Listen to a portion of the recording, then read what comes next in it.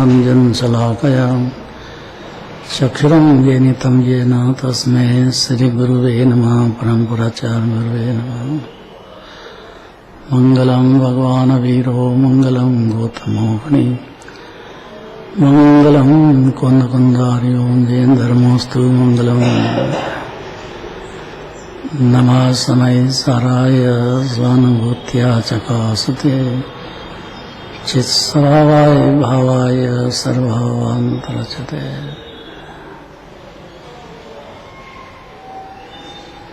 क्या डर बैठा जीव को, मेरी परिणति में राग द्वेष हो रहे हैं, कषायों का चक्र चल रहा है।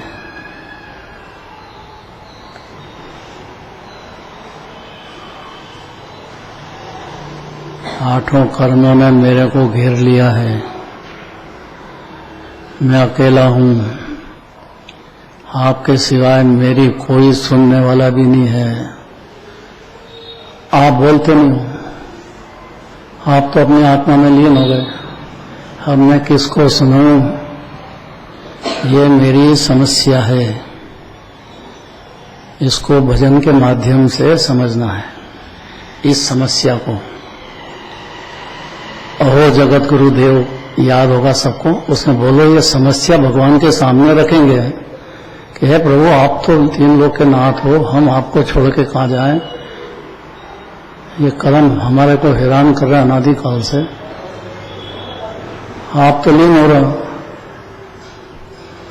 आप तो बोलते नहीं हो, अब हम क्या किसको सुनाएं? हमारी सुनेगा कौन? सबको याद है, बोलो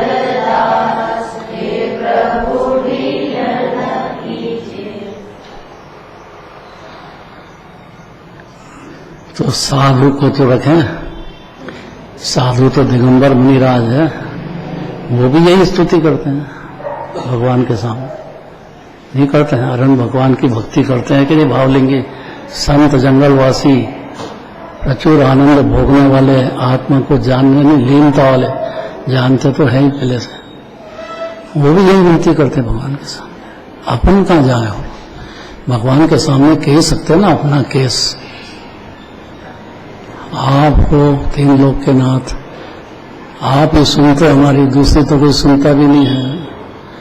आपको सुना के हम हल्के हो जाते हैं, और क्या करें? अब आपका काम है कि इन दुष्टों को भगाओ। कौन दुष्ट है? कौन कौन से कर्म? अरे कर्म तीन तरह के हैं भाई, फिर से बोलो जोर से जरा। ये तीन दुश्मन है। अब अरण्य भगवान की सुनना चाहिए ना अपने कि तीन का विश्लेषण करो।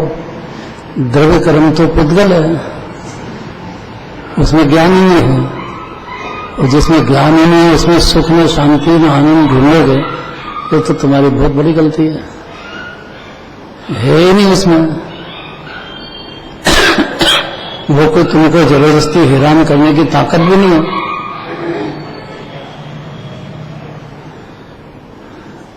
ये भ्रम हटा दो अंदर से कि कर्म इसको हैरान करते हैं, कभी नरक पहुंचा देते हैं, कभी पशु गति पहुंचा देते हैं, कभी देवगति में रुलाते हैं। मैं करूं क्या?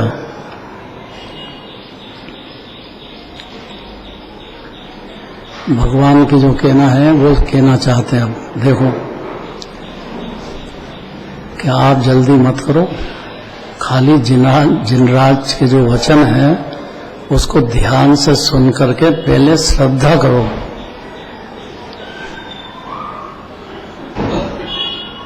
भगवान तो बोलते नहीं, दिव्यधनी में जो कहते हैं भाषा होना स्वतंत्र, उसका करता भी नहीं है। दिव्यधनी में भगवान बोलते नहीं है, जो भाषा वर्णा बोलती है और न बोलने का राग है उनको, वो तो पहले ही खत्म कर दिया 10वें गुणस्थान में।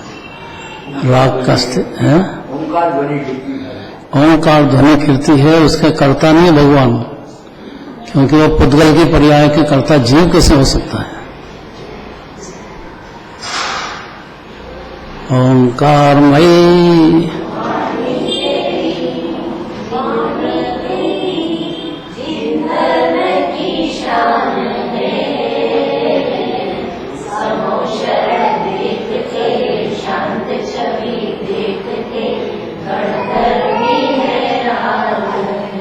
हैरान क्यों है कि दिव्यधनी फिर रही है, भगवान उसके भी करता नहीं है। वो तो ठीक, उनको कहने का राग भी नहीं है। और गजब की बात है कि प्रदेशों में जो कंपन होता है योग, उसका भी कोई करता धरता नहीं है। वो तो स्वतंत्र असंख्यात प्रदेश का परिणति में स्वतंत्र है। जब सिद्ध भगवान होंगे तो वो भी बंद हो जाएगा योग। इतना समझने में कितना पुरुषार्थ है, इतना सुनने में भी कितना पुरुषार्थ है।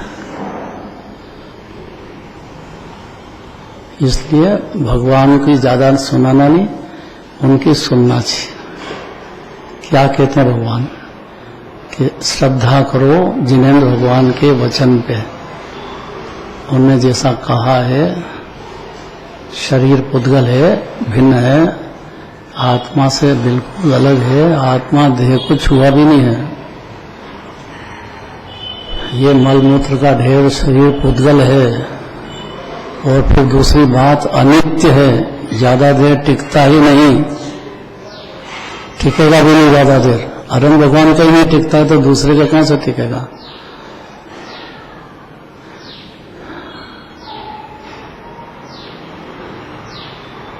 अब रह गया भाव कर्म।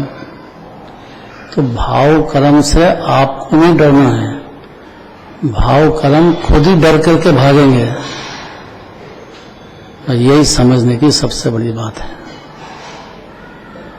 कि होते तो हैं कि होते तो ज्ञानी को भी है और मुनिराज को भी भाव कर्म होते हैं। पाप भाव में तो मुनिराज को पुण्य भाव ज्यादा होते हैं, और पुण्य भाव निश्चय से पाप भाव ये तो व्यवहार से के भी अजीब है, क्योंकि पुण्य पाप में अंतर करेगा, घोर संसार भटकेगा। ऐसे वचन है जिनवाणी में मुनिराजों के भेद नहीं करना दो में। पुण्य पाप दोनों चांडालनी के पुत्र हैं, छूने लायक नहीं है बिल्कुल।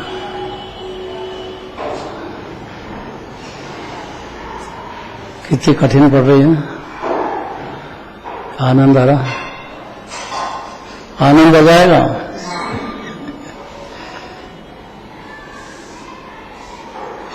क्या करें कि भाई कुछ ज्यादा कुछ नहीं कह रहे हैं, विश्वास करो जो जिनराज कह रहे हैं उस पर श्रद्धा तो करो, इतना तो कर सकते हैं। जिनराज से उल्टे विचारधारा रखोगे तो 84 लाख में वायु भटकने का कोई रास्ता दूसरा बचता ही नहीं है। कि मेरी परिणति बहुत गंदी है, बहुत राग द्वेष हो रहा है, आप घबराओ मत, मुनिराज को भी हो रहे हैं, 10वें गुरु स्थान तक होते हैं। राग द्वेष से डरना इतना अज्ञान अंधकार है, होंगे पर्याय में। उनका कहना है कि आपके द्रव्य में नहीं है, इतना हरण भगवान को कहना है। क्या कहा नेता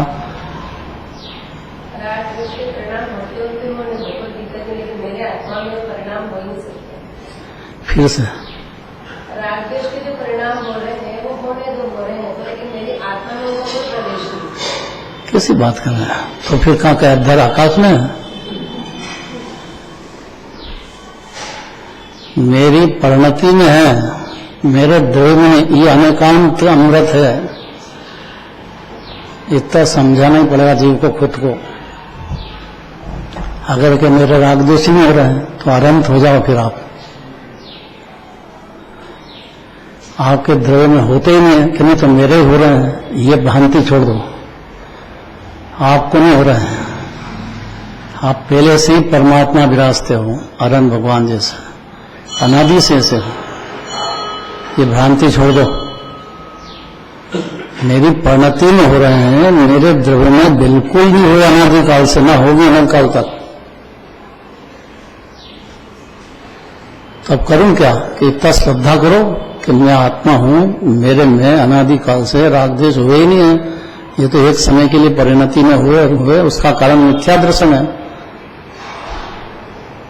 और मिथ्या दर्शन जाते से ही, अर्थात उल्टी श्रद्धा छूटने से ही, ये इतनी बात का अमृत रस लगे जीव को, सुहाए बात है।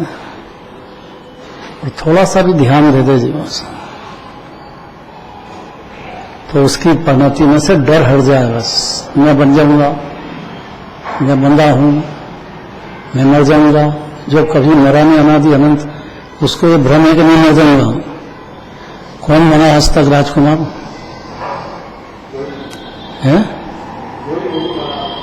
अरे घर में कोई मर जाए क्या, बीमार हो जाए, जीव में तूफान हो जाता है, तूफान कर लो खूब, ये तुम्हारी मर्जी है। और उससे कोई अज्ञानी भी नहीं होता है। अज्ञानी तो मैं ही मर गया हूं, इतना अज्ञान है अंधकार अनादिकाल से। कैसे जाए कि सम्यक दर्शन से जाएगा। श्रद्धा तो करो कि मैं मरता नहीं, अनादि ऐसी शांति होगी, जीव को निर्भर हो जाएगा, अमृत पीने लग जाएगा। श्रद्धा की इतनी ताकत है, इसलिए शुरुआत करते हैं। देखो कि सम्यक दर्शन की महिमा तो है ही, लेकिन सम्यक दर्शन जे जीव के प्रकट हो गया, विश्वास बैठ गया उसको कि जिनराज ने कहा है कि कोई मरता नहीं है तो मैं मरा ही नहीं अनादिकाल से। अब भय रहित हो, अनंत अनुबंधी का भय एक क्षण आगे नहीं चलेगा, और चलता है तो मिथ्या दृष्टि जैसा था अनादिकाल का, वैसे अभी और फिर रहेगा। अनंत काल सामने पड़ा है, निर्भय हो जाओ। जिन्हें भगवान कह रहे हैं, घर में पिताजी कुछ कहते हो तो डर लगेगा अपने को, उन्होंने कहा तो तत्काल मानना है अपने को, बस इतनी बात। सज्जन तो पुत्र उसी को कहते हैं। पिताजी को कोई कर्जा हो तो पुत्र का जवाबदारी की चुकाएगा हूं। पिता छोड़कर मैं क्या करूं, तो पिता है ना तुम्हारा, इतनी तो इन्हें होना चाहिए उसको। जब उनकी संपत्ति पे अधिकार करता है तो उनके कर्ज पे भी तेरी जवाबदारी बनती है।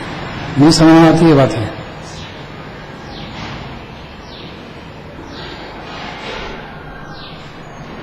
आप सुनो, सम्यक दर्शन की प्रशंसा तो सारी जिनवाणी करेगी।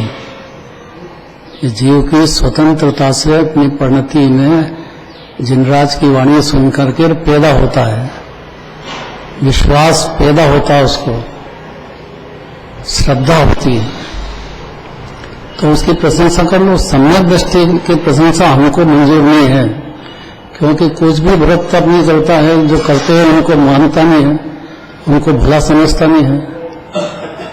कभी भी अनंत बार मुनिराज बन गए तो उनकी कीमत करता नहीं है। ये तो अच्छी बात नहीं है ना। फिर से सही, सम्यक दर्शन की प्रशंसा करो तो ठीक है, सम्यक दृष्टि की करते हो। अरे अभी कोई मुनिराज बन गए, न एक व्रत पालता नहीं है, स्वच्छंद भी भटक रहा है सामने, और जो दिख रहे बेचारे पालने वाले उनके खिलाफ बोलता है कि इससे तो बंद होता है, इसमें क्या धर्म, धर्म क्या है?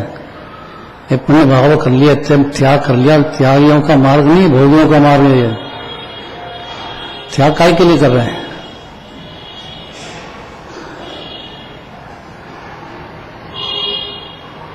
तो सम्यक दृष्टि तो बहुत भाग करता है, ब्याह शादी लड़ाई झगड़े सब करता है, उसकी प्रशंसा हमको बर्दाश्त नहीं है। सम्यक दर्शन की प्रशंसा करो, वहां तक तो ठीक है। नहीं समझ में आया? क्या आया? हाँ, क्यों? हमसे स्वयं नहीं होता है। हम तो त्याग करके बैठे हैं, ब्रह्मचारी बन गए, सब त्याग कर दिया, और क्या करें हम? तो जिनराज का कहना है, तो अनंत बार कर दिया है, उसकी क्या वैल्यू है? जिनवाणी की क्या रखी? ये बात जिनवाणी की अगर जिनराज की सुन ले जी तो ये समझ में आएगा, नहीं तो नहीं आएगा। अनुमान ज्ञान में भी ले लेगा तो समझ में आएगा। चेतना, क्या प्रश्न है?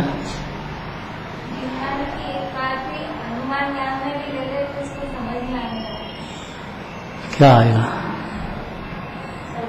सम्यक दृष्टि की जो क्रिया, जो सम्यक दृष्टि है वो कुछ भी कर रहा है तो उसको बंद नहीं होगा। ये जिनवाणी की एक बात भी अगर समझ ले, अनुमान में भी अगर तो उसको समझ में आ जाएगा। ये गड़बड़ बोल दिया। सम्यक दृष्टि को बंद नहीं होता है ऐसा नहीं कह रहे हैं।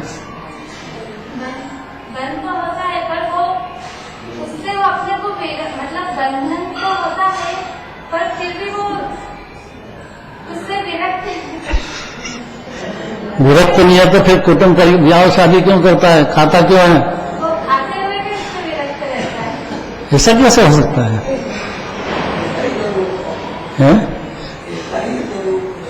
ऐसे ही स्वरूप है। अनिल जी बताएंगे। अनिल जी, ये तो अन्याय हो गया ना। मुनिराज कुछ खाए पिए तो क्या दोष है? जंगल में से आए और आहार लेने बैठे तो भी दोष गिनते हैं, उसको कमजोरी कहते हैं। कमजोरी कहते हैं सच्चे मुनिराज को। बाकी उनमें सच्चे तो दोष है ही, उनकी तो बात ही छोड़ दो। यहाँ मंदिर में वो बातें करने लायक नहीं है।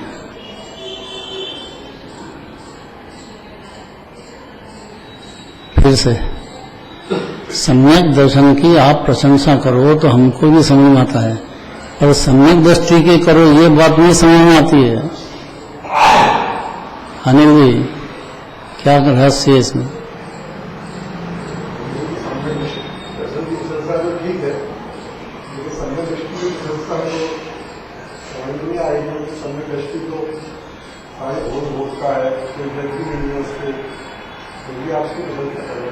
अरे यहाँ तक तो ठीक है, त्यागियों की भी महिमा उसके सामने कुछ भी नहीं है, ऐसा जिनेंद्र देव का कहना है। अरे भाई सम्यक दर्शन की करो तो कोई तकलीफ नहीं, बस सम्यक दृष्टि की प्रशंसा मत करो, ऐसा कहना है, क्योंकि उनसे तो लाख दर्जे हम अच्छे हैं, अच्छे आवश्यक करते हैं, मंदिर में आते हैं, पूजा पाठ रचाते हैं, सब तो करते हैं और सब त्याग करते हैं। अरहंत भगवान का क्या ऐसा मुनिरत धार अनंत भाव नए रूप भी गया है जीव, लेकिन आत्म ज्ञान बिना लेश भी सुख नहीं पाया जीव ने। अर्थात आत्मा सुख की खान है, सुख समुद्र है, खुद ही आत्मा है, ऐसा अपने आप को नहीं मान पाया है। तो जिसने मान लिया है उसकी प्रशंसा करते हैं, क्योंकि अनंतानुबंधी कषाय है नहीं और बाकी कषाय ऊपर ऊपर रह गई, अंदर प्रवेश नहीं है। ये रहस्य है। देखो कहेंगे, पढ़ो।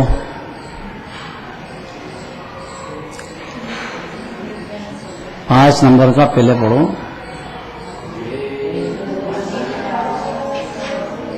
डर डर के क्यों पढ़ते हैं यार? कि पावर नहीं है कुछ?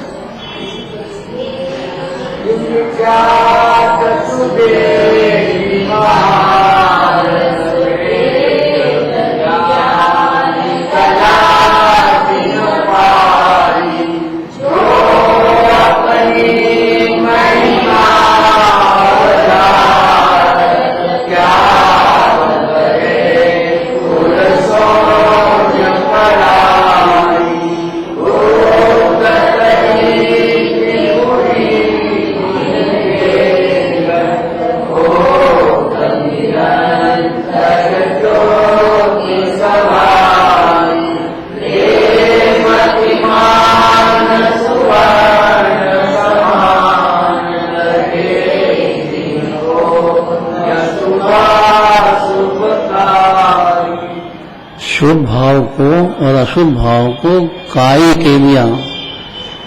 काई खाने लायक होती है, पानी तो पीते हैं और पानी में काई होती है, पर काई ने किसी ने खाई क्या आज तक?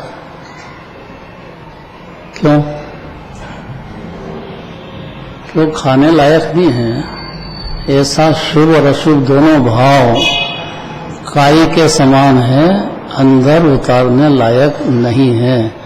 ऐसा जिनेंद्र देव ने दिव्य धनी में कहा है। तो सम्यक दृष्टि तो बहुत खाता है, कि खाता दिखता तो है, राग भी है, यहाँ तक तो ठीक है, लेकिन कोई सम्यक दृष्टि पशु गति में हो, त्रियंश नरक गति में हो, देव गति में हो, चक्रवर्ती हो, इंद्र हो, इससे कुछ फर्क नहीं पड़ता है। ये संयोगों से देखता है, जो उसके परिणामों से नहीं देखता है। उसको आत्मा का अनुभव हो जाने से, आत्मा का भान हो जाने से, आत्मा ही सर्वोत्तम पदार्थ है जगत में, यही तीन लोक का नाथ है जीव, यही सर्वोत्तम बना बनाया पहले से अनादि से अनंत काल तक शुद्धता की पाठ है, आकृतिम है, अद्भुत पदार्थ है। इसकी शक्तियां एक एक गुण अद्भुत है, तो अनंत गुणों की खान आत्मा कैसा हो गया? ये तो जिनराज की बात कर रहे हैं, कि जिनराज की नहीं कर रहे हैं, जीव की बात कर रहे हैं। ऐसा ही केवल ज्ञानी परमात्मा ने दिव्य धनी में कहा भी है, जानते भी हैं, और विस्तार से मुनि राजों ने वर्णन भी बहुत किया है इसका।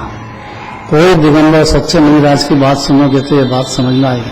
शास्त्र पढ़ो, देखो 14 गुणस्थान का स्वरूप। चौथा गुणस्थान किसको कहते हैं? कोई व्रत तक होते हैं क्या? तो फिर सम्यक दृष्टि है कि मिथ्या दृष्टि है? और खूब व्रत पाले, लेकिन आत्मा का अनुभूति नहीं हो, आत्मा अपने को माने ही नहीं, खुद का मंजूर ही नहीं हो, तो जिनराज की क्या रखी उसने? मानता जिनराज को? कैसे चुपचाप बैठे थे?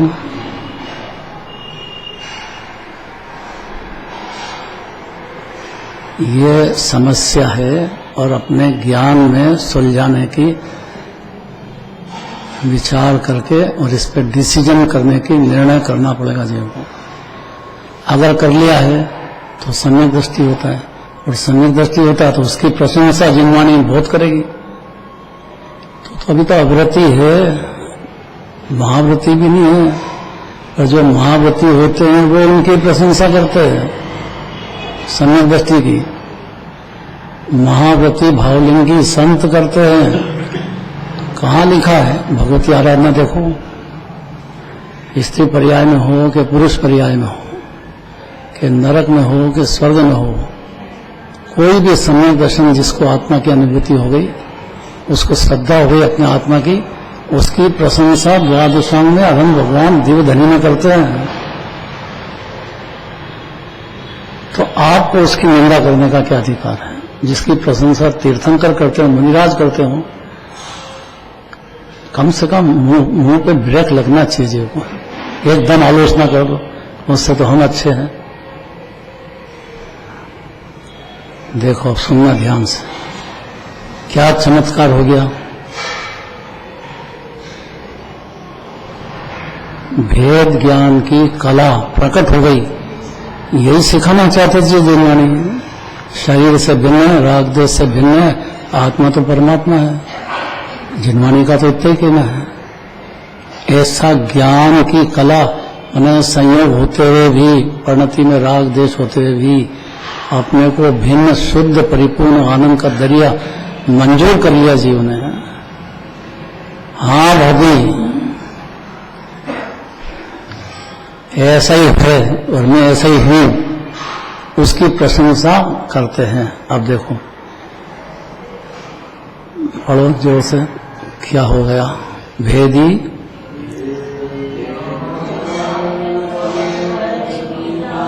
सवैया की आवाज में पढ़ो, सवैया है।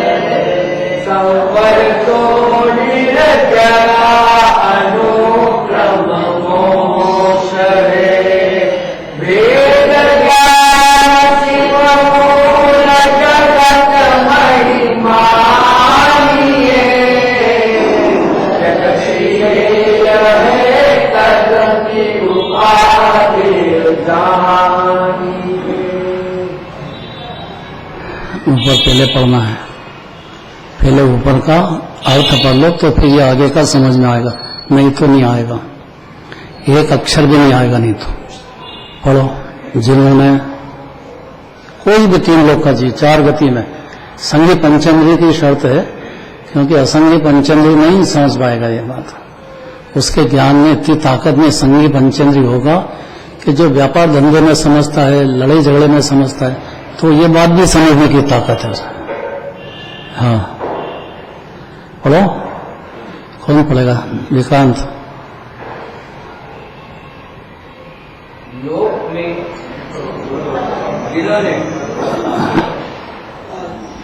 जिन्होंने मिथ्यात्व का विनाश करके और सम्यक्त्व का अमृत रस प्राप्त कर ज्ञान ज्योति प्रकट की है। वाह। अपने निर्गुण दर्शन ज्ञान चारित्र ग्रहण किए हैं। हृदय से पर द्रव्यों की ममता छोड़ दी है और देशव्रत महाव्रतादि ऊंची क्रियाएं ग्रहण करके ज्ञान ज्योति को सवाया बढ़ाया है। वे विद्वान सुवर्ण के समान हैं, उन्हें शुभाशुभ कर्ममल नहीं लगता है। इसमें तो बड़े बड़े मुनि राजों की बात करी है, सम्यक दृष्टि की कहाँ करी? सम्यक दर्शन की तो कोई बात ही नहीं है इसमें। साफ लिखा है, देखो मिथ्यात्व का नाश किया, इतना तो लिखा है। सम्यक दर्शन प्रकट किया, ऐसा तो कोई नहीं लिखा है। फिर आगे लिखा तो है, देखो सम्यक्त का अमृत, तो सम्यक्त का अमृत उन्होंने चखा है, सम्यक दृष्टि में चखा है, ऐसा कहाँ लिखा है? क्योंकि आगे लिखा देखो,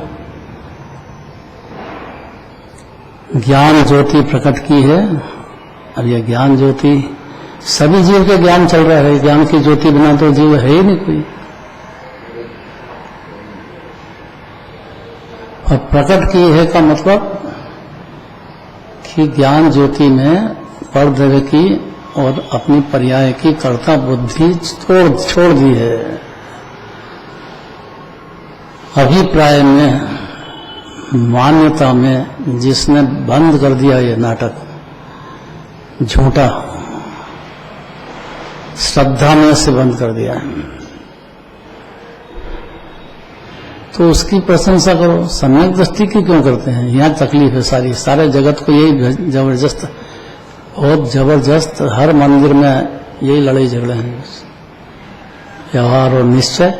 सम्यक दृष्टि के कोई व्यवहार तो होता नहीं है, निश्चय की बात करके निश्चयभाषी बना दे हमको और बिगाड़ देंगे। पहले मंदिर